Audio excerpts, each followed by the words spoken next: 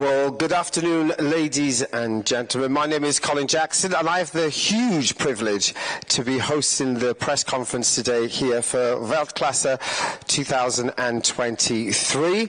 Right at the moment, we're going to start with our wonderful Swiss family here, which I'll introduce you to slowly but surely. But it's going to be a fantastic day for you all. If you are going to stay around, there's so many of the great champions that you'll be introduced to, hear from, and I know some of you will have some one-on-ones booked in already. We will, at the top end of the table here, we'll ask some questions for about 20 minutes. So I'll kind of host the initial thing for about 20 minutes, get the athletes hopefully warmed up and ready for any questions that you guys will have from the floor.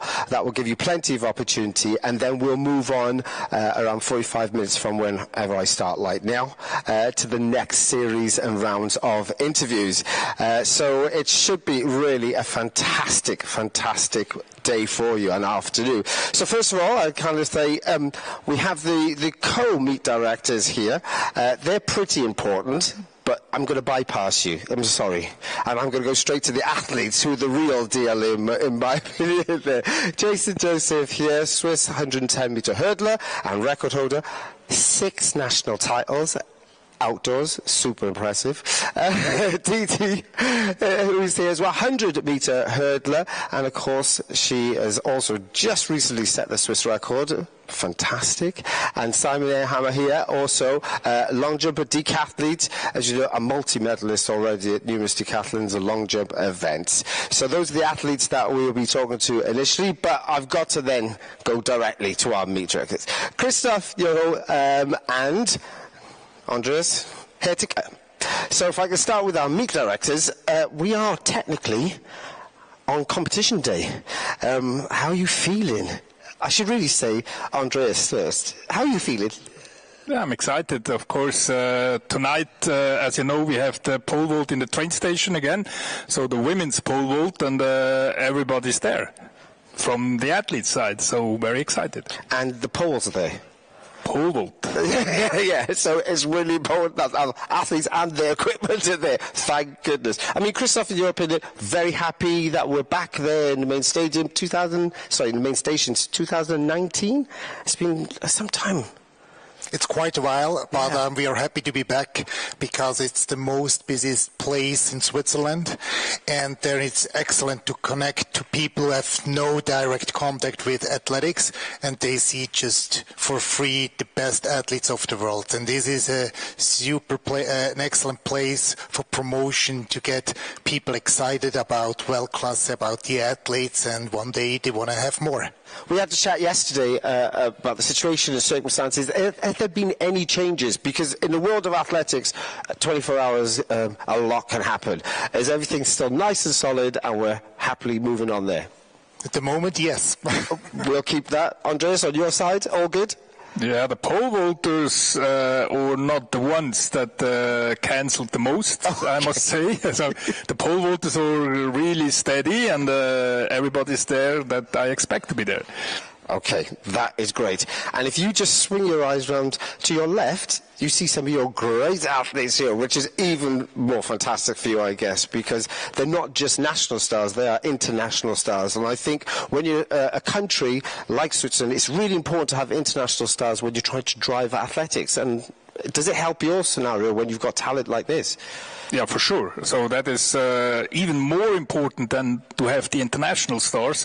So that is the expectation of the spectators, for sure, having Weltklasse in the name. So that is like program.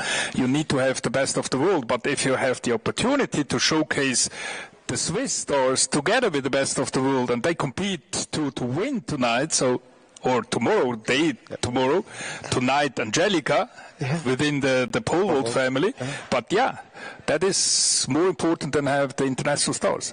Brilliant. I'm going to go straight on to the athletes now. Ditaji Kambundji, can I first of all start with you? Because you set your personal best home, locally, right, in Switzerland. So that must be really exciting to you, because you've kind of backed it up as well with performances. Yeah, it was very special to do it at home. I think that was important for me also to do it before World Championships. It gave me a lot of confidence also that it was possible to make the final and that it was possible to run fast times. And yeah, to do it at home as the last competition before Worlds was very special. It was in Bern. And yes, I think it's always great to be running in Switzerland. I think it gives me some kind of other energy. And yeah, that's why I'm also very excited to run tomorrow. Absolutely. One thing I'm going to touch on for the World Championships for you, was it difficult to lift your performance again after winning the under-23s? Because you literally had championship, couple of days, another championships. I think I've kind of gotten used to having multiple championships every year. I think since 2021, when I started doing more international championships, I always had 2 or 3 major championships.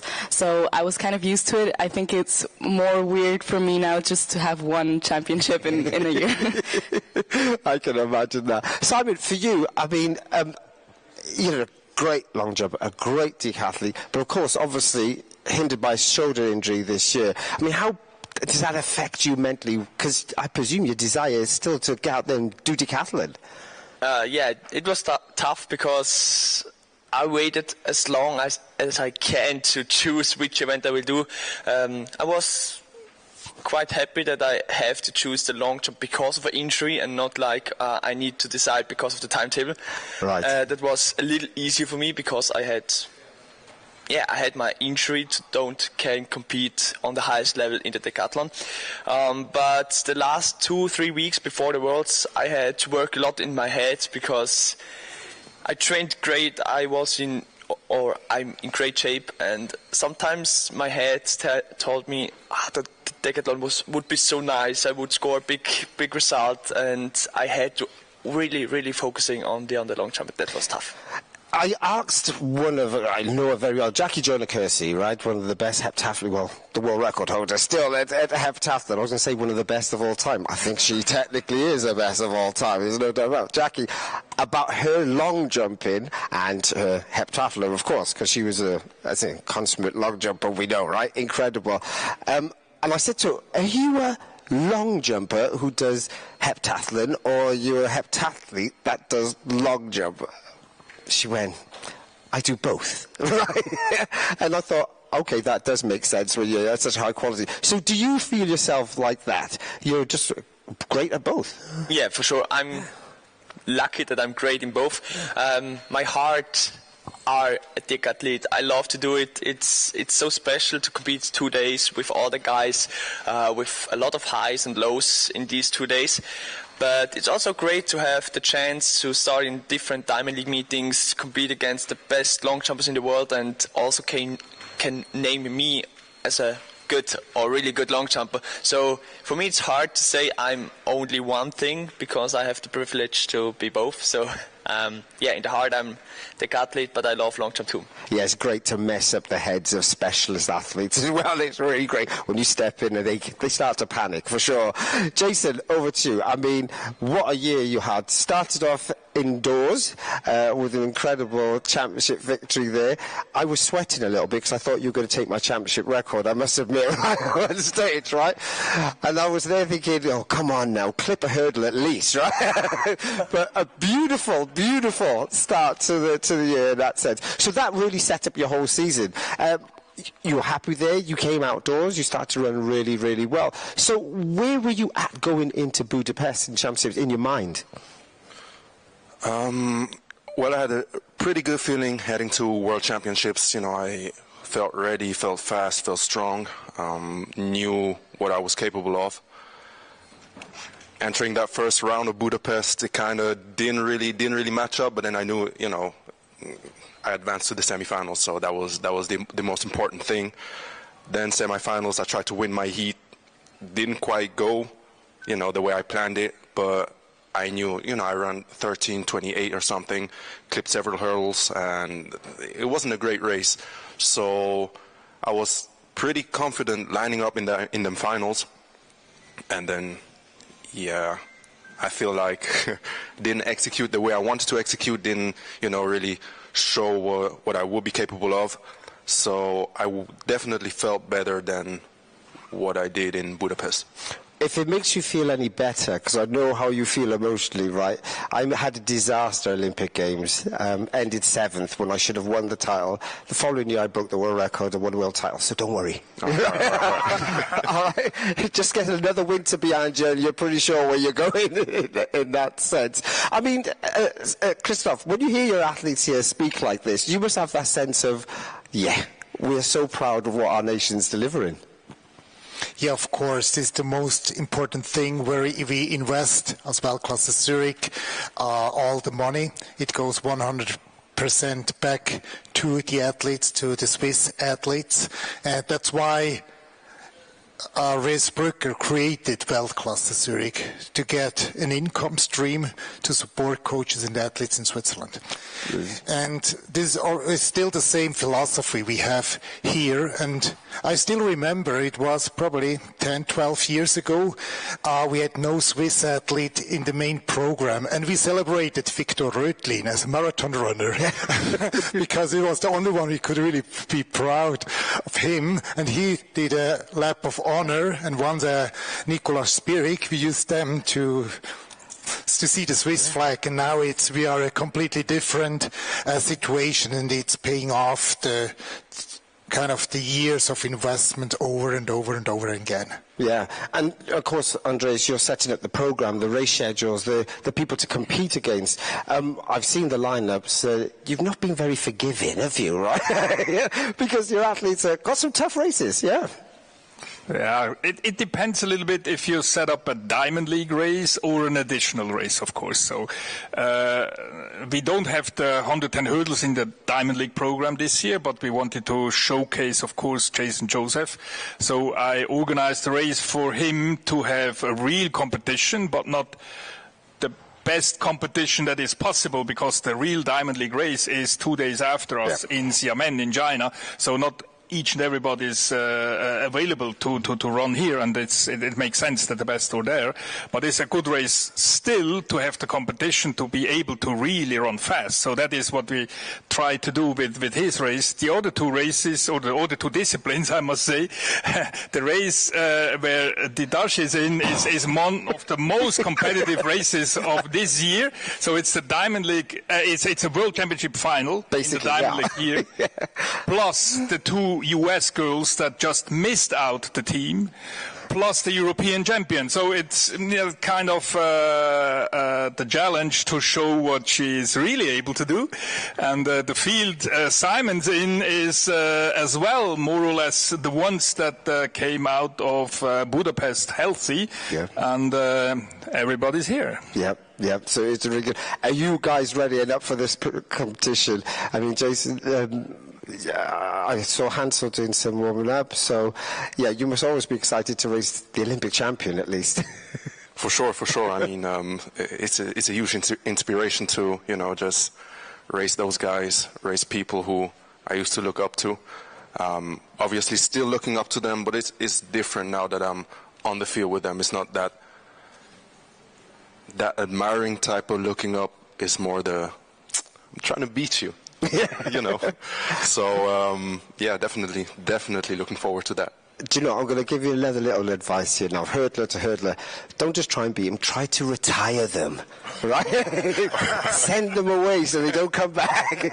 That's the best thing. Hopefully with Parchment I just have to, wait a little longer. He's 32, so he won't be in the game for too long. Yeah, rush him out. That's the same.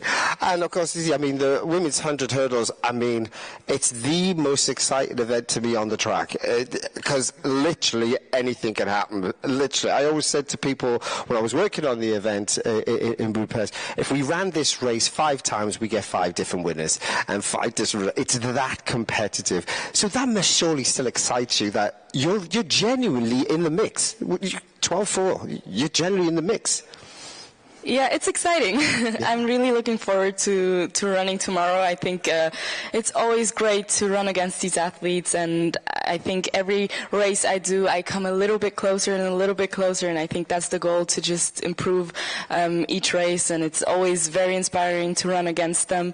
And yeah, I feel happy that I'm already in a better position to run against these women than last year, for example. So yeah, I'm also excited who is gonna run what time and what race it's gonna be. So yeah, I think it's interesting to be in that mix. Absolutely. And of course, Simon, you'll be there on the field, lined up, ready to go, and the whole other side of a stadium is going to be cheering for you. There's going to be no pressure at all whatsoever. How comfortable and confident are you feeling for tomorrow? Yeah, pretty comfortable. It's more for me, I have a lot to do better than in Budapest, like 1 centimeter less on the board, and now I can jump a clean and long jump. The feel is great. It was the whole season at the Diamond League meetings a really, really high level in the long jump, and I showed them in Oslo that I'm a man who can win a meeting, and the same will be here. It will be a little louder than normally for me, but that's really nice. So maybe I go 1 feet more back because I have a little more tailwind because of the crowd. But yeah, I take the energy and look to jump as far as possible. Jason, I mean, we've got to always look forward to the Olympic Games. It's literally a home Olympic Games for European athletes. It's a train ride away. I mean, does that kind of excite you, the fact that it's literally around the corner? It's nearly like a home Games that you can go there and perform. Kind of makes me nervous, to be honest. Kind of makes me nervous because, like you said, it's just around the corner. This season isn't even done yet. You know, I still have certain goals to achieve for this season, so it's almost too close. You know, it's almost too close. But I'm excited. I mean, it's Paris. It's an Olympic year next year, and everything can happen. So just gotta get back to the drawing books, and you know. Well, one more year on of the winter, if you get half the improvement you had from last year to this year, I mean, it literally throws you into medal contention straight away. And the hurdles as an event, it can go either way. So for you, I guess it's just a focus on consistency now? I think so.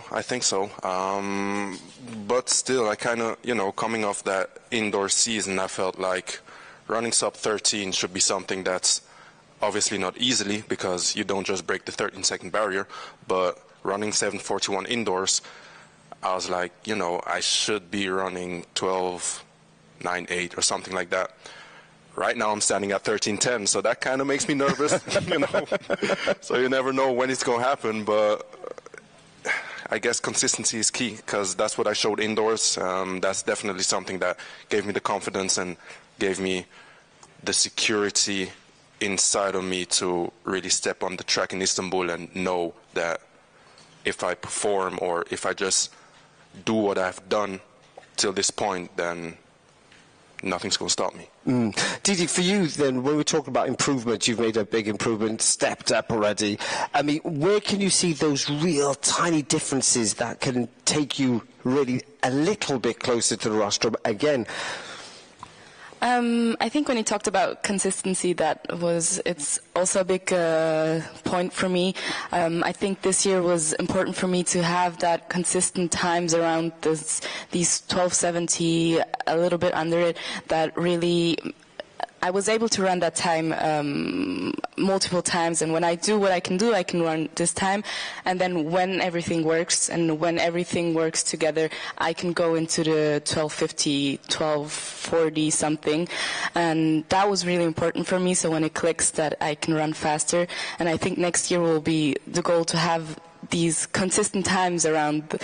Maybe the 12:50, and then I can have the perfect race that goes even faster. So I think really to lower that the consistent times throughout the season will bring me to faster times. do you know what? Half of me was hoping you were going to say, well, Colin, I'm going to run 60 metres indoors and sort out my sister and take her title from her. But I didn't want to cause a family argument. So I thought I'd better back off of there. I guess, Simon, for you, is it virtually the same thing? Or that consistency, obviously, on the board will help, right? Because a couple of championships is long jumping, which we all were rubbing our hands together thinking, okay, he's going to say or something here which will keep you in the competition, has caused a bit of issues for you in that sense. So I guess it's a similar story? Yeah, it's a similar story because over the last years I always get better and better in the decathlon and in the long jump, and normally I'm a guy who had a lot of legal jumps and not a lot of faults, but now it's a different story this year. I decided to only compete as a long jumper, so the focus on the event was more like the last years. Last year I did the decathlon, that was the main focus, and all I did in long jump was like nice to have. And now it's the focus on this, and maybe it's like I want to show the world how great I am in the long jump and to watch me anyways if I start in long jump or in the decathlon. And yeah, this is now a new challenge for me to make as a specialist the same performance as a decathlete with the same kind of flow, and yeah, that's the hard part, but for sure it's important to make as high and as much good jumps as is possible. I guess, guys, you listening to them again, you're hearing that they got still huge aspirations to continue improving, and that improvement will take them literally to world leaders. How exciting is that for you? It is. It is the same mindset that we have as well. So one of our claims, or our claim, is never stop. So it's never stop getting better, never stop believing, never stop reaching goals. So that is some kind of a new ambition for Swiss athletes in the last few years, and maybe Sister Nujinga did like the first steps towards that as a role model, showing everybody she can do it. Why not me? And that is, I think, in the mindset of a lot of younger athletes right now in Switzerland, track and field athletes I'm speaking of, and that is very welcomed, of course, because that's the only way to get to the top. Yep. Christoph? Yeah, in Switzerland it was for a long time, it still is in the culture. You don't have to, you never speak about your ambitious goals. Also, World Class Zurich, we want to be number one in the one-day meetings, not number two or not middle class. We want to be world class. And we talk about it, and I'm very proud about this generation of athletes. They talk about, I set goals. I'm not satisfied just to qualify for the Olympics. I want to be in the final and I want to win. Yeah. And I think this is a good attitude. Yeah, I think it's the right attitude, it's the excellent attitude. And I'm so looking forward not only to the competition tomorrow and seeing you all compete, but for your future, because you're all still very young, which I'm very jealous about. I've got an incredibly bright future in front. So thanks for spending some time with us today. And don't forget, we're going to do a selfie in a moment. But before we do our selfie, I'll ask any questions from the floor, from anybody really on this panel except for me, right? In that sense, if there's any questions from anybody on the floor.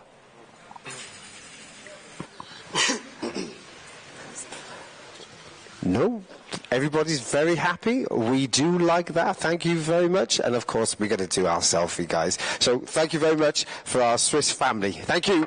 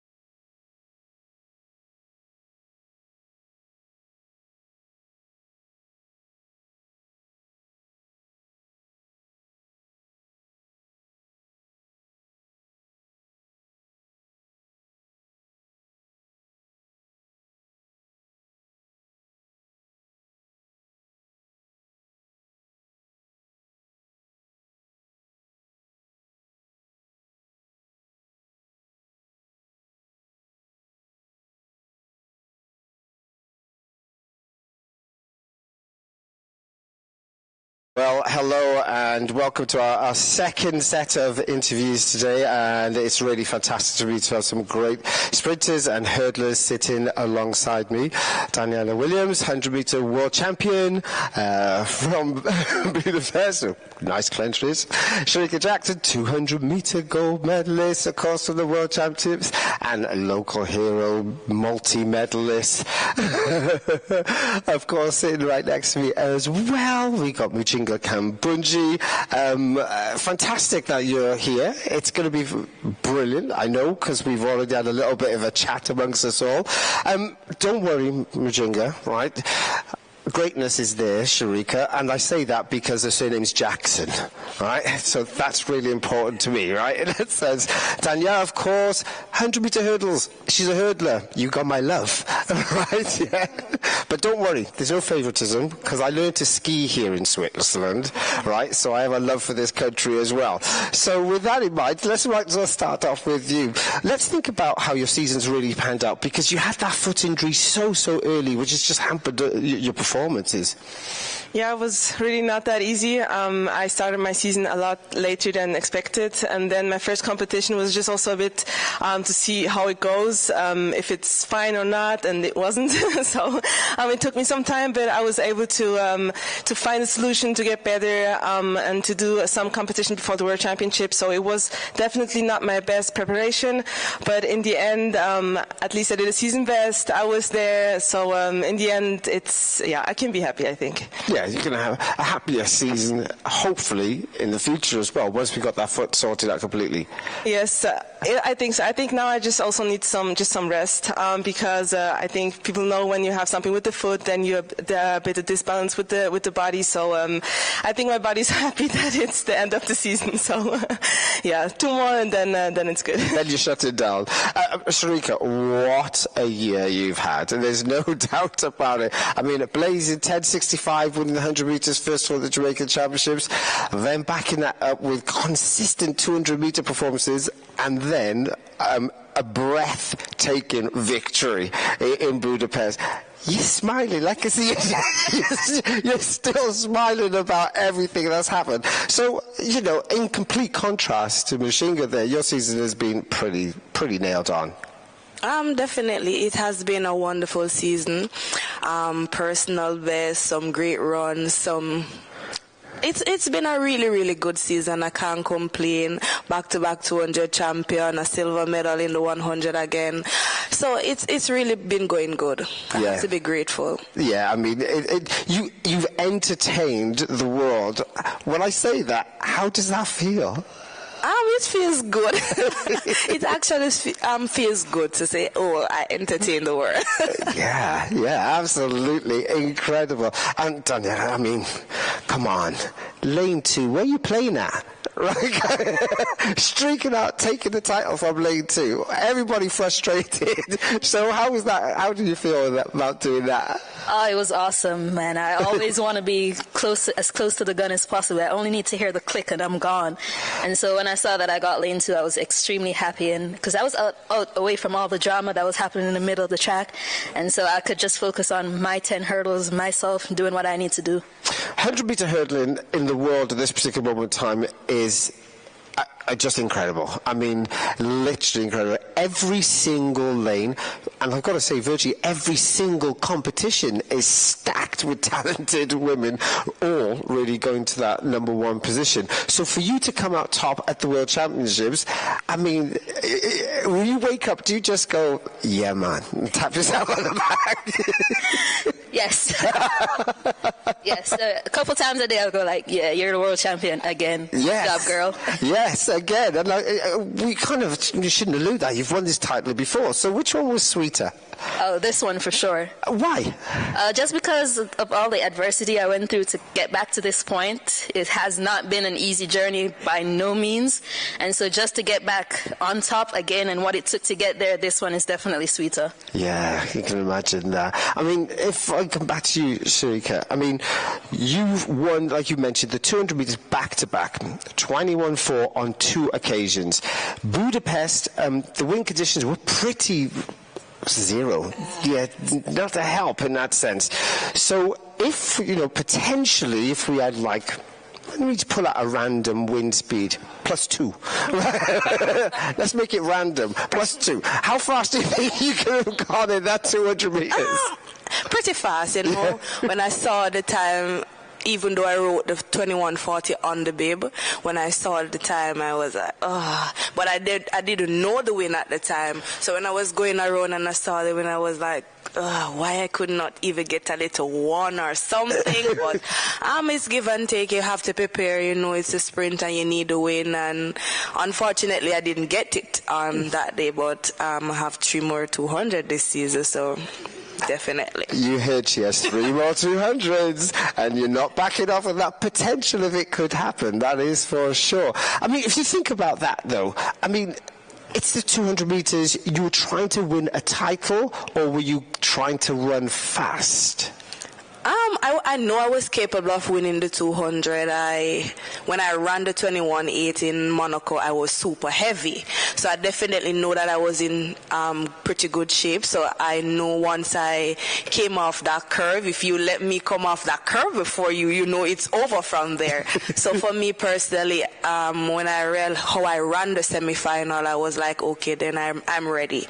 So I was like, okay, then I'm going out there to compete against the clock. I was in lane 6. Yes, I was hoping I was in front because I like running from in front most of the times. I don't like to be seeing anybody. But I was like, okay, then I'm in lane 6. I just have to focus on my lane. And when I crossed that line, I was like, I'm close, you know. So for me, it was really, really good. Nujinga, I mean, for you, unfortunately, you couldn't compete in the 200 because you really hadn't had enough background work done. So it was a sensible decision. So when you watch Shericka run there, what was going through your mind? It was really impressive. Well, I was betting on you, and the conditions weren't that great the whole week, so I thought, yes, maybe I hope that it's going to be a bit better in the 200. But it was nice to watch the 200, even though I wasn't able to run it, but I'm hoping I will be back next year. Do you have a favorite event? I mean, because you're great at the 60, you're great at the 1, you're great at the 2. I mean, is there a favorite? It always changes every year. Sometimes I'm a bit stronger in the 100, sometimes a bit in the 2, so I always change a little bit, but I'm happy I don't have to decide because I really like all the 3 distance. Yeah. I mean, Danielle, for you, in the 100-meter hurdles, in that sense, we know the competition, they say, is always being pretty stacked in that sense. And there's always this competition, it seems, between Jamaica and the United States. I mean, how do you feel? Do you feel like you're carrying a little bit extra because the island's pressure? No, not at all. It's great that we have that good rivalry between the United States and Jamaica, but at the end of the day, it's just lining up and doing the best that you can do and racing as hard as you can. So I don't feel any pressure. I just line up and try to win. That's literally all I do. So how do you get the consistency over the barriers? Because what seems to happen when we're watching is that it's the woman that makes the least mistakes takes the title. Yes, absolutely. I remember a couple of years ago, Aries Merritt told me that whoever runs the cleanest race usually wins. And so I've kept that in the back of my mind through every championship. Just run a clean race, run a clean race. Doesn't matter what happens before this, focus on running as clean as a race as you can, and you're likely to win. Yeah. I mean, Shericka, for you, if we kind of look at your whole athletic career, the 1, the 2, the 4, any thoughts about potentially, maybe I should run another 400 now I'm running so quick? Definitely. I said I wanted to break the Jamaica national record, which is currently 49.3. My personal best is 49.4, which back in 2019.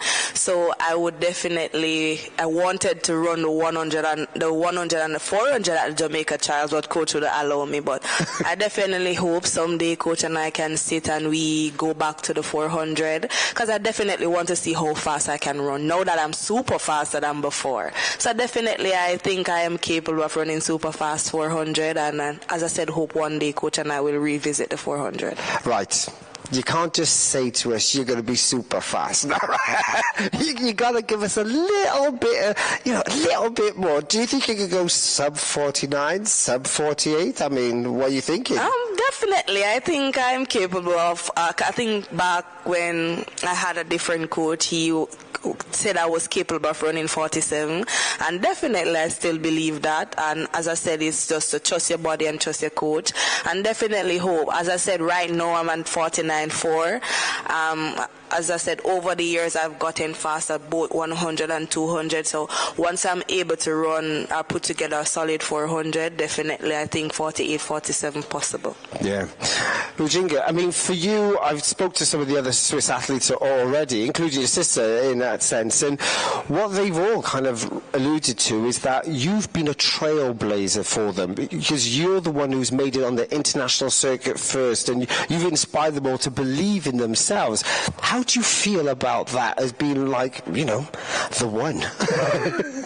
Of course, it makes me very proud, and I'm really happy to see that it inspires so many young athletes, even the under 20, under 18, that they see that even we, the Swiss, small Swiss country, we can do medals, we can be among the best, and I think nobody doubt that anymore now, because you have so many other also athletes who medal in World Championships, European Championships. So I'm really happy that it changed completely, and that we go home with a medal from almost all the competitions, at least the juniors, the European Championships, and I think that's just the best what could happen for the Swiss track and field. And what can we expect from you here in Zurich? What kind of performance are you looking for personally? It's hard to say. It's really hard to say. I don't know. I didn't train that much since Budapest, but on one side I still feel good. I mean, the body is still there, but I also feel that it starts to hurt here, a bit there. So it's just, it's really the close end. So I'm just enjoying to run tomorrow here in Zurich. It's always really special for us Swiss, and I love this track. I've done PBs many times here, so it's always nice to come back, even if I'm not in the best shape. So I'm just happy to run here. Yeah, I can see that. And also, I always know the support that you get from here. There's always a massive celebratory applause when your name is announced. So fantastic. I'm looking forward to that. And Shericka, for you, I mean, you could have dropped down to the 100 if you wanted to, but you're taking the long distance. What's going on? As I said, Coach Anna has been working on some small details in the 200. I think for the remaining of the season, it's all 200s. So for me, as I said, I just finished the World Championship. I had a good training session yesterday. Hopefully I have a good training one today too. So it's just to have some fun tomorrow. I don't think tomorrow will be super fast, but as I said, I just want to have some fun tomorrow and execute as best as I can. Do you know, I'm starting to smile, right? Because you say, tomorrow won't be super fast. But so what happens if you run 21.5? You'd be like, okay, it wasn't super fast. I'm definitely. Let's see how tomorrow goes. Okay, that's fair. Let's see how tomorrow goes. That's great. And Talia, how about for you? I mean, tomorrow is, again, I've looked at the I mean, just shake your head. It's another just shake your head. Tomorrow. It is another final virtually tomorrow. Stacked, yeah. They're always stacked. And these girls we've lined up countless of times all across the season, and tomorrow will be no different. But for me, I don't think I've ran a complete hurdle race as yet this season. We're still trying to work on the last 4 barriers, and so tomorrow is just another opportunity for me to try and get it correct and have some fun and beat some people. Yeah. Everybody's got. Yeah, we'll just make sure we don't, not cross paths. We'll be good. Listen, it's time for me to hand out to the floor. If anybody's got any questions for these wonderful athletes, let me know. Oh, yeah, we got one here. Can you have the mic here? Hi, question for Danielle. So both in 2015 and in 2023 entering the Worlds, you weren't even in like the top 10 in terms of times. I'm just curious how, if you pay attention to all the other women and the times that they're running entering the championships, or are you able to kind of block things out and focus? Yes. we see what everybody's running because we're competing against them, and so you have to be mindful of how fast they're going. But at the end of the day, we prepare, or the World Championships is our main goal for the season. That's what we prepare for. And we know coming into the World Championships, everybody is at zero. It doesn't matter what you did prior to that. We're all at zero. It's a level playing field. And so I am aware of what they've done, but it also doesn't affect what I do coming into the World Championships. Okay. Danielle, in Budapest I was sitting pretty much in line with the finishing line. I had no idea who had won. Did you realize you had won, or when did you? Not initially, no. I expected it to be a close race, and so I knew I was among the medals. But being out in lane 2, you're not really, no one's really close to. I knew the person to my immediate right wasn't close to me, but I had no idea how close the others were. And so not until the names came up was I certain that I had won.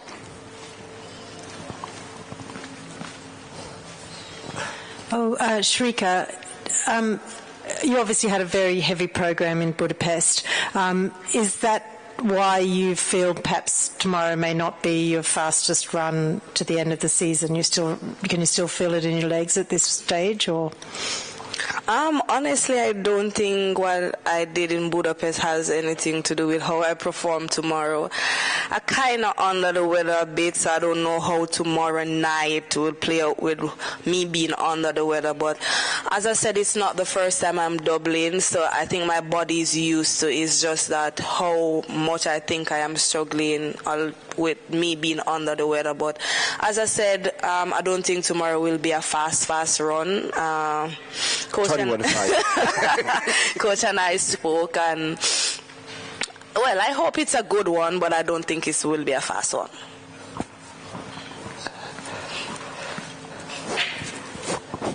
Question for Shericka. The last 2 years, you've run your fastest time of the year in the World Championship final in the 200 after 3 rounds of the 100 and 3 rounds of the 200. You also run a lot of Diamond Leagues in the season. How do you peak so well to make sure that 200 final is your fastest time of the year?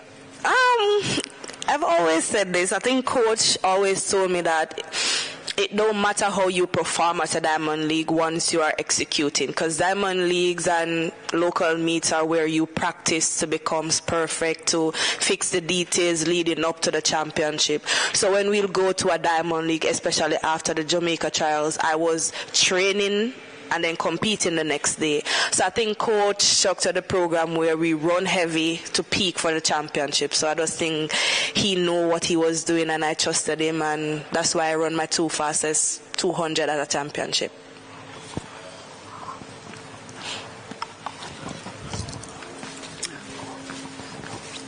Hi. As a homegirl myself, I hear the Jamaican accents, and I am so proud of you young people. I don't have a question. I just want to congratulate you. Thank you so much. All three of you. I wish you all the best tomorrow. That's all I wanted to say. Thank you. It's nice to hear. We have another question here at the front. Just a question for Shericka. You mentioned, the time goals you have for the 400. Do you ever envision yourself going at the World Championships or the Olympics for the 400 again? I don't know. Honestly, I don't know. As I said back in 2021 when Coach switched me from the 4 to the 2, I don't know. I don't think so, though, but I really, really hope so. We are learning the 100 and the 200, so we are enjoying it right now. So let's see. I don't know. That was never not a never, right? Yeah. Still a potential there. Any more questions from the floor? Oh, yep. Danielle, Nicole Jeffrey from World Athletics. Obviously 8 years between world titles. Did you ever get to a point where you thought, I'm never getting back there again in that period? And what do you think has brought you back to that level? Short answer is yes. There has been many doubts along the way. What has got me back there has just been consistency in practice, doing everything that I can control, being faithful, and just trusting that at one time, if it is going to happen, God will make it happen. Yep, we have another question here. So, question for Danielle. So, you talked about the rivalry between Jamaica and the USA, and top of the rivalry is about the world records too. I mean, it's not owned by a Jamaican or an American, it's owned by a Nigerian. How much have you set your sights on that world record? And do you think it's something you will do in the nearest future? From the moment I started getting competitive in the hurdles, many people told me that I have the potential to break the world record. I didn't necessarily believe it at the time. I just thought, you guys are just talking. But the more I go, the more I believe that it is in range. And funny story, 12:12, the time that Toby ran to break the world record last year, I actually had a dream a few years ago that the world record was going to be 12.12 seconds. I thought that was going to be me who was going to break it, but it wasn't. And so I still believe that it is within range. We're all out here. The essence of track and field is running as fast as you can. And so I believe that I can run 12.1 seconds. It's just a lot of things that need to be tweaked to get there, but I think I could get there.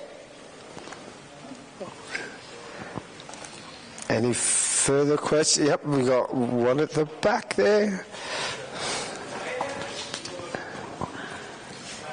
Hello, question for anyone who wants to answer. How is it difficult mentally or physically to manage to get back to a level of concentration after such a big event as the Worlds? Is it easy to finish the season or to find a new goal? Yeah, I guess that's a question for all three of you. Is it difficult to remotivate yourself after the championships? I'm going to start with Nujinga, but because the reason why I'm going to start that for you as well, because you're home as well, and that adds another little bit, I think, of potentially a pressure. For me, it's always different. I usually sometimes when I did a PB at the championships, it was always hard, more mentally. But for example, 2021, I finished the season even better than at the championships. So it's always different. Of course, racing in Switzerland is a big motivation, so that helps a lot. But it's always different. Once, like that. So I have both. Yeah. Shericka? For me, I think it's really, really easy because, as I said, like this season, I haven't met my goals that I set this season, both 100 and 200. So for me, I think it's pretty easy. As I said, it's more mental in the sports, and I'm deep on mental, honestly. And for me to bounce back after a championship is something I pay keen attention to. For me, it's very, very easy. Okay, Danielle. Yeah, so I've never actually competed after a major championship before, so this will be my first time. So I'm kind of excited to see how I do. It is definitely a change, mentally and physically to refocus on the rest of the season. But I still have one more goal that I've yet to accomplish this season, and so that's what's driving me. Brilliant. Well, thank you all very much for those wonderful questions. The athletes have been outstanding as always. So if you've booked, say, a one-to-one with one of these athletes, you'll be shown to that very shortly.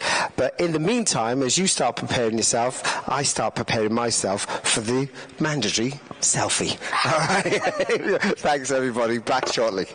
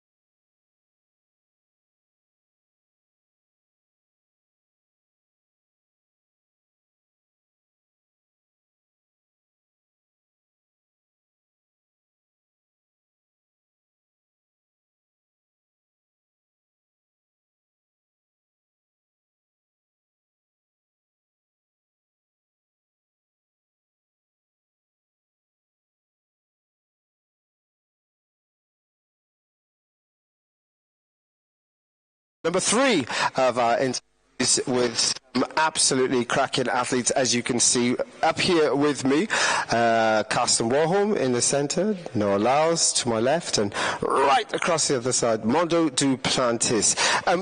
Gentlemen, first of all, I've got to say, I've written literally 0 notes in preparation for this kind of interview. I've done nothing, literally nothing, because I thought, well, you know what, I've got limited amount of time to talk to these guys. One thing I'm never worried about is whether they can talk, right? You've always got great stories. You're successful champions. I'm going to start with the really corny things and get them out the way early. So let's talk about Budapest, right? You were all really successful with it. Are you all happy with it? No, let's start with you. Are you truly happy with Budapest and everything that happened there? I'm truly happy. All right, say no more. No, I mean, of course, there were times that were obviously written, but at the end of the day, you can only become a world champion on those days. Times can always come. If the right circumstance happens, we could break world records here, but you can't be a world champion not at world championships. And grabbing 3 gold medals, is more than I could have truly asked for, because you never know what can go on in a relay. So truly getting 3 is a huge blessing. Yeah, absolutely. And for you, Karsten, Budapest ticked all the boxes? Yeah, I think so, and it's actually what Noah says. I really agree with that. There is one important day to be the best in the world, and that is the day of the World Championships final. And I put a lot of pride in that, of course. So to be able to get the title back after losing it in Eugene, also it meant a lot. So now I have 3 of them, and hopefully still counting. Mondo. Yeah, I can't complain. I think that us 3 here, we're all in fairly similar situations. I think it was a little bit maybe different for Noah in the 100, with more having something to prove rather than going into his other event like a huge favorite, like kind of the us 3 did. So it's a different type of pressure, and it's a one day thing. And yeah, you got to show up on the right day, and you know that everybody around you they're peaking at that moment too. So you got to go up there with your A game, and just because you're going in as a favorite, they don't give you the title. You have to go out there and you got to earn it. So yeah, I'm pretty happy with it. Yeah, I think there's a couple of things I'm going to pick up on you did there, which I find really interesting. One thing, you say gold medals are not won on paper, right? You've got to go out there and produce the goods. It doesn't matter what anybody says. And the other thing is about the pressure of competition. Because you guys are outstanding favourites in your event, did the added pressure allow you to enjoy your performances more, or are they more tick box performances because of the pressure? You're expected to win, you've delivered, right, I can move on. Nah, I love the pressure. I love it. It's what makes the competition. The thing that the worst part of the season for me is truly when we're in the very beginning of April, when I'm having home meets and I'm, going to the very local track meets, and, I'm warming up next to high schoolers and low D2 colleges, basically. And I'm like, yeah, this is just another practice day. It's like, even if there was, and we have very fast people, who come to our home meets. Like, the Claremont has basically all the fastest sprint groups in the world. And it's still like, no matter if I was facing Andre that day, I would just be like, yeah, I'm just not feeling up to it. There's no pressure on the line. It's at the end of the day, it's like, there's no money being upraised for it. There's no titles for it. It's not on TV. It's like, it's just kind of just getting through it. Yeah. But when the pressure is on, when the competition is high, when everybody wants to take the crown, it's like, this is the moment I dream of. I'm going to say pick up now, because these are the 2, right? They got things they got to cross, right? So Karsten has got to deal with that pressure and clear the barrier. If you didn't have to clear a barrier, would you be as confident as Noah, or are you still just as confident anyway? I think confidence is something you build, and when you do 3 gold medals in 1 week, your confidence will boost, obviously. And it's somehow the same for me, because I think even though we are crossing barriers, no matter what it is, you have to do the job, and I don't see that as difficult. This is what I do. There's a reason why I jump hurdles, and I think I can do it better than most people. So I would probably be better off with hurdles. I would probably have more issues if I were to remove them, right? Okay. Wanda, how about for you? That added pressure, because, you know, I mean, I was looking at your final. 6 people were capable of going over, 3 people were capable this year going over 6 meters, which means you still had to pull something out the bag, right? You can't just turn up and go, there you go, it's mine. 100%. No, it was a fantastic competition, and I think that you can kind of see that, especially for me there towards the end. I was starting to get a little bit tired at those world record attempts, but no, they pushed me really hard. They pushed me really hard in those 96 meter bars, and wasn't really able to.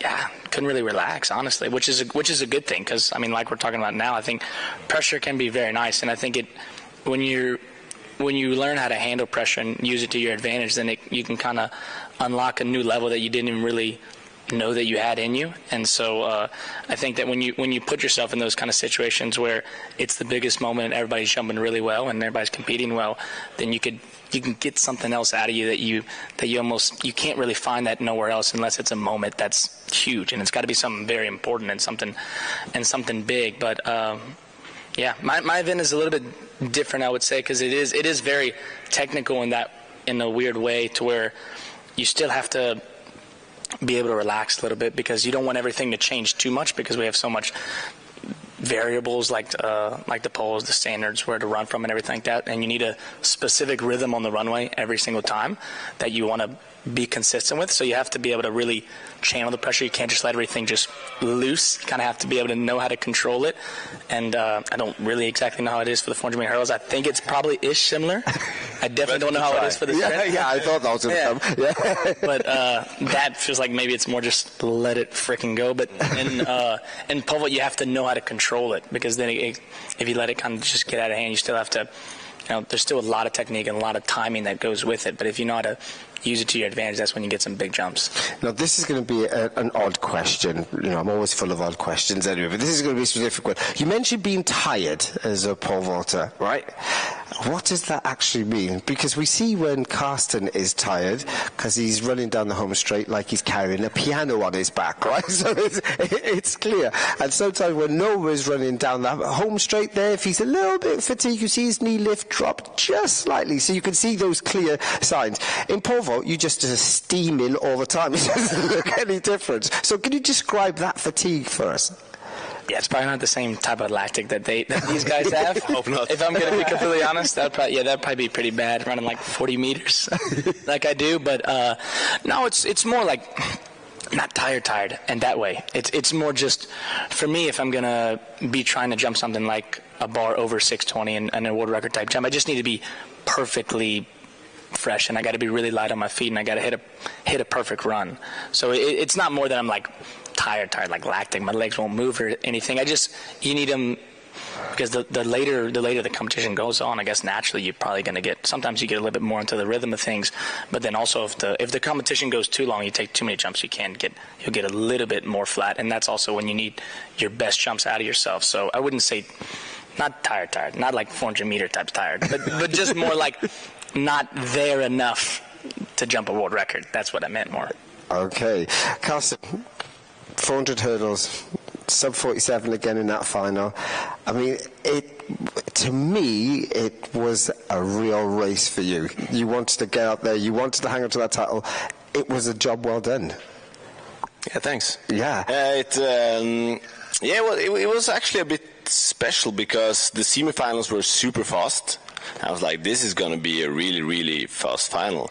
But at the same time, I knew that the rounds it's going to be costly for everyone, because it is tough, and lactic is something you accumulate. It's not like you're on lactic today and you are 100% ready to run lactic tomorrow and the day after and so forth. So what I was thinking is, this race is going to be decided in the last 100 meters, and that's why I didn't go out like a crazy maniac like I always do. I was like, I need to have something left in the tank for the last 100 meters, and I felt like that part was also where the race was decided this time. So I'm very happy about going away with the win, and the competition has almost never been tougher. So it's cool. Does that mean you're kind of growing up a little bit? Like you're thinking to yourself, "Ooh, maybe," or I've done all the mistakes, so now I know what not to do. But at the same time, it's also what Mondo was saying. It's usually all out.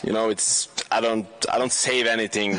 When I crossed the finish line, I felt like I've used all my energy. But it's also a very economical race. You need to save something for last 100 meters, because in Istanbul at the European Indoor Championships, I went out in 20.8 for the first 200, and I had 200 meters left, and I didn't know if I was running forwards or backwards in the end. So you learn some from these mistakes as well, because it's lactic. Once it's in your legs, you can't get rid of it. Yeah, no. Once it's stay. That's for sure. Mondo, you picked. No, I was going to ask. I was like, it must be also kind of weird for you, especially because it's like in the race, that if you can take it a little bit easier in the first 300 or so, then you have probably a better chance at winning. Yeah. You might not have the same type of odds to do something like a world record or something close to that, but then so that you kind of have to make this probably decision, I would imagine, whether it's like, am I trying to go for a world record or am I trying to just win a world title? Because I know that the safest option is if I do a very controlled race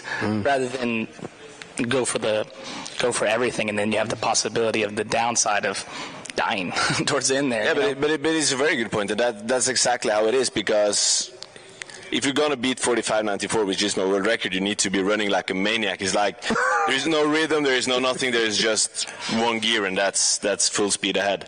And you must have a really, really great day to do that. It's like world records, they don't come easy when you order them. It's they're there once your body wants it to be. Unless you're pole vaulting, of course, right? But I think but this is actually the fascinating thing about it, because we've been talking a lot about this. When you see someone do something a lot of times, like Mondo been breaking the world records, I don't know how many times, but the bonus department in Puma is just shaking their head. And we messed up. Yeah, but everybody watching it is thinking, this is easy. Yeah. But I'm pretty sure, not having discussed this with Mondo, but I'm pretty sure it's much more difficult than all of us can imagine, to keep that pressure and to keep it going and to be jumping higher than any other people that have pole vaulted ever have done before you. Yeah. And it takes some to always keep the pressure. And I can feel the same with me as well. It's like the first one is the easiest one, and then to apply the pressure and to keep on pushing, that's the difficult part, and the underestimated part, I would say. Well, this is going to straight into you, Noah, because now you talk about pushing. You've done it. You've done the 100-meter title. So now people are going to start saying, well, you better be doubling all the time. How are you feeling about that? Well, the craziest thing is I just realized that I'm the only one up here without a world record. I'm like, well, you can change that, right? Like, dang, I got to give me one of those. Change it. Yeah. And it's not to say that me and my coach, we're not training for that. Like, we definitely have had practices where we were like, okay, yeah, this is a possibility on the right day and the right time with the right race. And it just ended up not being at Worlds this year, but we were also training for the double, which was, as Mondo was saying, like that idea of, do you want to go after the world record or do you want to go after the championship win? The goal was always to go after the double. Mm-hmm. So we chose the championship win over everything, and it paid off. And to your question of doing the double, we've been wanting to do the double for years now, and it's just, this is the best time that it worked out for us, And when you look at these two next to you, right, they don't have the added issue of something called the US Championships. Oh, God. Right? I mean, both of these just literally go, right, I'm in the team, right? You just focus. Have you ever been to the Norwegian Championships? I have. Yeah, I have. They definitely don't. It's not to say that everybody does not have hard championships or does not have to prove themselves to get to the World Championships, but the U.S. Championships is a whole nother beast. I remember going to the Olympic trials in 2021, and I did the 100, and it was probably the first time that I've ever choked. Okay. It was the finals for the 100. I would say that was the only time that in my head I choked. I just overthought everything, and it just didn't work out. I think I got second to last, and I was like, woo, that was bad. But Noah, does you winning the World Championships, do you get that World Champs bye for Olympics next year? We do. That's nice. Which is the main reason why I was able to get to Worlds this year. Nice. Because if I tried to do that doubles, because in World Championship year, we have 4 days. Mm-hmm. So I do 3 rounds of the 100 in 2 days, and then I do 3 rounds of the 200 in 2 days. That's brutal. It's horrible. It is horrible, which is why we've kind of contemplated so many times of should we go after the double this year. But now that I have the double in both. So now you basically don't even have a trial. Exactly. Now I just got to show fitness. Somebody asked me if I was going to run the 400. I said no, but I can if I need to.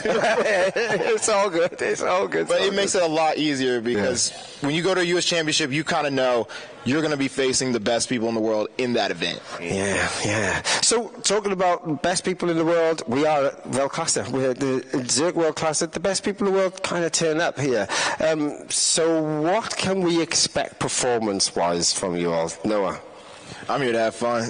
Okay. All right. I'm not going to lie. I got off the plane yesterday, and I was doing a shakeout downstairs, and me and my coach were, doing some 60 meters, and my body was kind of getting back into it, and I'm like, shoot, I feel better than I did getting ready for the 200 finals. Because the thing with the 200 finals was I had done so many rounds, and my body was just like sleeping the whole day of the finals of the 200, and it was just trying to get its energy back. And I never feel like I had that pop. And when I was doing my accelerations downstairs, I was like, oh, I feel that pop again. Yeah. So I kind of knew that day I wasn't going to be hitting the world record. I knew it would be fast, and I knew I'd win, but I knew it wasn't going to be a world record. But now we have, maybe 2 meets to decide, can we get that pop again? Can we set up the race? Can the weather be right? Can the environment be right? So, again, I'm never going to discredit a world record because I'm always going to give my 100%. Absolutely. And Mondo hasn't challenged you over any sprinting yet, mind you? I think he still has that Shelley Fraser Price race coming up. When you mentioned the 60, I was like, oh yeah, that came to mind. I'm okay. Okay. You're okay for this. Dang, man, I got my money on you, right?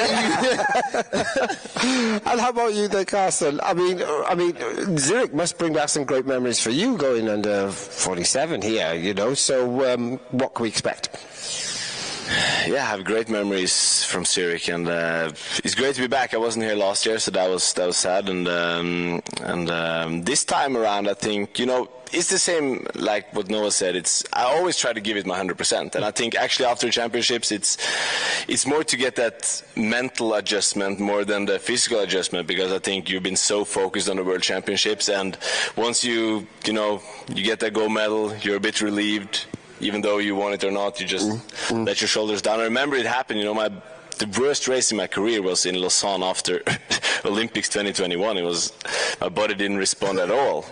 And I think, that is the bad part about the championships, that afterwards it takes some time to turn your head back around where you want it to be. But at the same time, I think for me it's good. My legs are feeling good, so I just have to give it my all.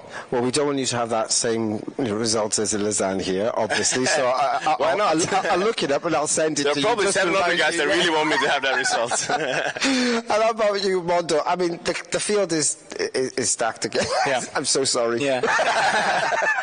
No, it's good. I mean, it is tough. It is tough, like coming off a World Championship, especially so close, only just a few days since the final. But I think that it's never been like this where we had a championship meet and then it was Weltklasse and it was Zurich right after it. And I think it's weird, but I think it could be a really good thing, because I think that, I think this is probably it's the craziest and most intense meet of the year that's not a championship meet, I would say, here in Zurich. So I think it's nice because now it's like you might be a little bit tired mentally, you might be a little bit somewhere else, but once we step on the track and we feel the atmosphere, we feel everything here, we're like, ooh, this is real shit. We got to lock in, and we got to get back, and we got to go out here and do something good, because you know that everybody else is going to be fired up too, and especially a lot of the people that, you know, that aren't in the situation that we're in, that didn't win the World Championship. So they still have a lot of hunger, and they still got something to prove coming to this competition. So I like that it's here actually right after, because I think that if it was a meet that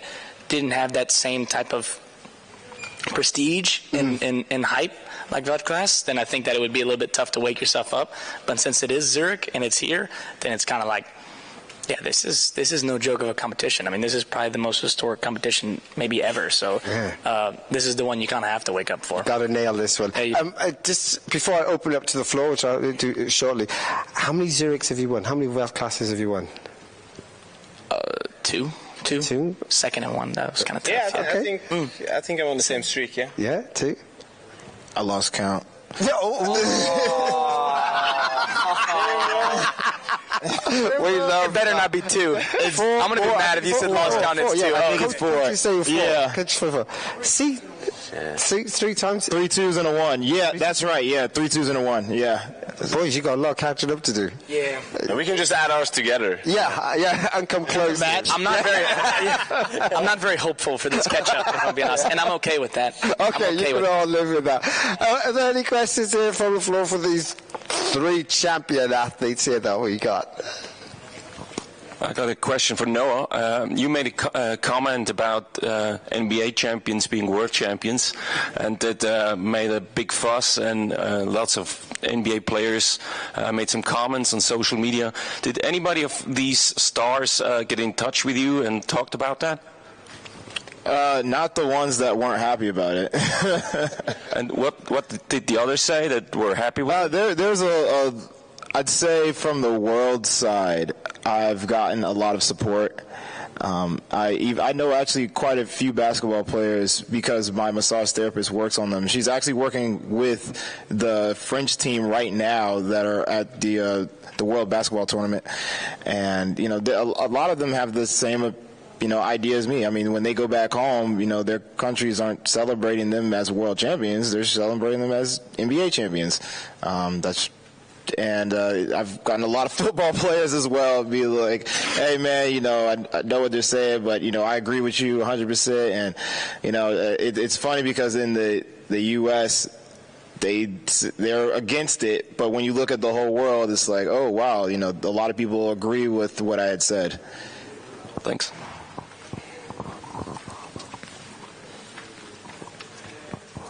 Question for Karsten and Mondo. Before the Monaco meet, there was a clip on social media of you guys talking about a 100-meter showdown, and I'm wondering, is this ever going to happen? And what maybe is Shericka going to get invited to join it as well?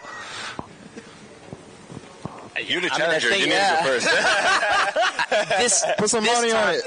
This time I was the challenger, yes. This time. The Shericka time, that actually kind of really wasn't me. That was, I would say, more her on the offense there. But I don't know. I think it would be.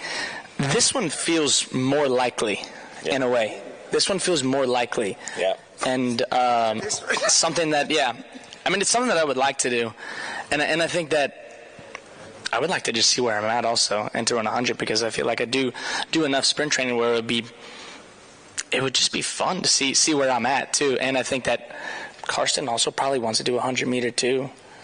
Yes, I'm like a bit mixed about that, because probably people think that I can run like super fast. I don't think I will see the number 9 on the clock, but I hope not.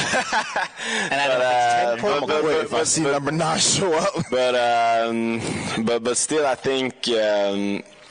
It's been a lot of years since I ran the 100 meters, and I know it was the same with you. So it would be just fun. I think actually, it would be a great matchup. So I would really like it to happen. The only thing that I really want it to be is like, I want it for both of us to be at a time where we feel like we can do it good, actually, and that it's a fun challenge. It's not like, whoa, someone pulled his hamstring right before Olympics. That is not good. So we need to find the right timing. But I think both of us are definitely down. We are not guys to dodge the competition, huh?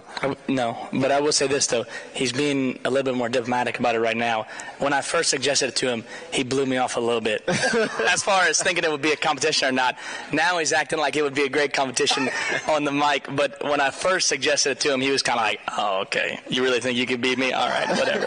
That was more of the vibe that I got. I think so, but this is what I always do to level the playing field. Is like, now I'm applying the pressure to you, and you need to feel some of the nerves as well. But of course, I think you would never challenge me if you didn't think you had a fair chance of winning. And I wouldn't accept if I thought that I would gonna embarrass you. So I think actually it would be a good match. Just say you're better than him. Yeah. Oh my gosh, all this twinkle toeing around. No, I mean We're not Americans, okay? Yeah. No, you are here. You are the world champion at 100 meters. You see these two athletes. Who would you put your money on? You got to go back to the hotel with them. Remember. Well, you know how to use blocks. I've never seen you in blocks. Uh-oh. I think I'm going to put my my on Karsten right here. That's fine. Just for that simple reason. Because you have to use blocks. You have to use them. I know, and my plan was to start training with them. That was the plan. No, but I don't do blocks all that often, but I do blocks sometimes. So I'm not completely uncomfortable in it. And I know that, like, I'm not mad at you. Like, I know that I am aware that going into the race, I am going to be a tad bit of an underdog. Oh, no, I'm not saying that you can't win at all, for sure. I think that I'm going to surprise some people and open some eyes. But let's be honest. I have a lot more to lose than you. Yes. Yeah. No, yeah. And that's nice because the other race was Chilean. It was kind of the opposite. I had a lot more to lose. For real. So I like this spot better than the other spot that I was in, if I'm being completely honest. All fair. Okay, it seems like this is definitely going to happen. It's definitely going to happen. We got another question here. This question's for Noah. This is Marley from Canadian Running. Obviously, I'm sure you saw Drake's comments. I want to know, are you a fan of Drake? Have you guys met before? Have I met Drake? I don't know. Maybe. No, I've never met Drake. Listen to his music? Of course I listen to his music. Anymore? Of course. I mean, I'm not going to be offended by that weak comment. Thank you. Question for Noah. So you said that 400 is not in your plans in the future, but I know you're motivated by stats sometimes, right? Like sub 20. Yeah. So I don't know if you've been keeping track of the combination sprinters, like 100, 200, 400. Yeah, I'm aware. So I mean, I know where this is going. I'm not running the 4. I mean, if you get that 400 down, you would really jump up. And you see guys like Tobogo, he's been jumping up the list. Of course, Curly, Norman up there. I mean, would you be motivated for like a one-off 400, get it down to like 45? No. The only thing, the 300 is as far as I'm going. And I've been wanting to run the 300 for a while now, outdoors. But, it just hasn't, the meet hasn't presented itself at the right time. Dude, one little low-key 400 in like Claremont, Florida. Mondo is challenging you right now. He's not challenging me. He wants to see me run it. But you're going to do great in 400. Like, I real, could. Yeah. I definitely could. I mean, it's in my blood. Both my parents were 400-meter runners. You beat Karsten? Oh. If I trained for it. If I truly trained for it, I would be the world champion in the 400 meters. There you go. Karsten. I'm a humble guy. Definitely not the 400 hurdles, though. I won't go out there saying I would beat Noah Lyles with hurdles in the way. I won't go out saying that. Yeah, you won't go out saying that. Were those quotations I saw while you finished? Have we got one more final question from the floor before I shut this down here and you can have your one-on-ones? All good? Well, one last one? Yeah, go ahead. The question goes to all three of you. You're global superstars of our sport, and you talk a great deal about the World Championships, and I know it's the biggest. You're world champions and you're right. But do you ever think a time will come where the Diamond League would also be in tandem with the World Championships? Because it kind of seems like outside those 2 weeks of the World Champs, people move on. And sometimes people that are not hardcore fans seem to forget. We've only got the Diamond League. So do you think there'll be a time where it will get in tandem with the World Championships? Personally, the only way that I can see that the Diamond Leagues being at the same level or even bigger is when people basically are going to say that they're going to forego World Championships and they're just going to focus on running, and they're just going to get the environment of whatever circuit is created that it is so much more popular than the World Championships. Just like how you have in tennis, where you have the Grand Slams and whatever other events they do. Now, when the Olympics comes up, they can go, but it's like not really a care. It's like, oh, I might become an Olympian, but I'd much rather win Grand Slam after Grand Slam. It's that type of behavior that we would have to see in the sport to be able to get those two to be equal, if not greater than. So I think also we have sort of an advantage with these championships as well, because they are really appreciated, and you can call yourself, the world champion or whatever it is. And track and field is different also, because if you see a lot of the other events, there are one group for men's and one group for women's, but we have a lot of events going down here, and it's hard to say. I don't know how it would be, but I heard like the off years now is going to be some new Grand Prix thing that's going to happen every 4 years. I don't know, maybe that's a good test, but I don't have the solution. I'm pretty happy with how it is, and I'm not complaining. Yeah, I mean, I think that when you come off of World Championships and when you're at the World Championships, in some way you're a little bit kind of indifferent about the way you feel, in the sense of you get a lot of hope in a way, because when you're at the World Championships you can really feel how big of a deal it is and how big of an impact it makes, and you definitely don't see that always with some of the other meets that we compete at. So I guess it would be nice if there's a way to kind of reach a balance between that, and maybe if there's a way to tie the meets together in some type of way, to where if the Diamond League could be some type of qualifying for the World Championships, maybe to where it's actually a regular season in a way, and then you just have the final, which is like the championship meet. I think maybe that could bring a little bit added more importance to it. But you get the bye if you win Diamond League final, right? For World Champs. True. So that's true. Exactly that's a way. That's a nice thing. Yeah, that's exactly what you just explained. True. But I also meant more like a regular season, in the sense of they have the meets. There's meets that are qualifying to the World Championships, to where it's maybe a smaller field in the World Championships, and there's these meets that are like a regular season qualifying, as if like like they do in all the professional sports in the United States. I see, like almost like a finals. Yeah, like it's like a finals. Each country having their own championships. It would be these meets are the finals to leading up to World. Yeah, but it's more like the Diamond League meets are like the regular season, but they actually mean a lot, because you need to be in the right position and gain enough like points or whatever it may be to even make it to the World Championships. You know what I mean? Like the Diamond League final. Like the Diamond League final-ish, yeah. But then the Diamond League final, that might be a little bit weird with the whole Diamond League final thing. Athletic ranking system. Yeah, like the World Athletic Because most people can't get the actual standards, so they usually use the World Athletic ranking system. But I meant more like maybe like an organized fashion, where it's easier to follow and easier, like where it's actually a season where everybody's competing against each other, and it's I don't know. I'm making it up as I go along right now. Fair enough. If I'm really honest, an idea on the spot. I haven't thought it is a completely fresh idea. I'm really thinking about it as it goes on. I'm just brainstorming out loud. No, I mean, but we are all on the spot. It felt nice in my head. It's coming out maybe a little funny, but I think there might be something there, floating in there. Just got to gather the thoughts and put them together in a more cohesive way. Write them all down, right? Write them all down. You never know. Like this, just throwing out ideas. Yeah. One of you's got to stick.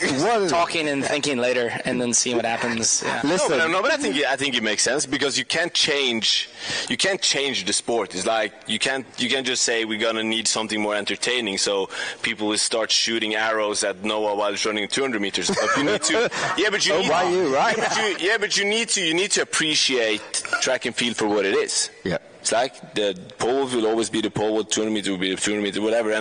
And somehow we also have some good things going, and we need to build it around that. And then, some tweaks, whatever, will make probably a bigger difference in the future. But I also think championships are one of our strongest sides, and the Olympics, where we are the biggest sport, I would say, it's also very. It's a big thing for us, I would say. Yeah. Well, hopefully that answered your question. Stars, listen, you've been absolutely fantastic, guys. Right, you've been absolutely fantastic. So thanks for joining us today. Before we go anywhere, we've got the mandatory selfie as well. So sorry about that. I take it, basically. And we'll be certainly back with you shortly with another interviews. Thanks, guys. Shit.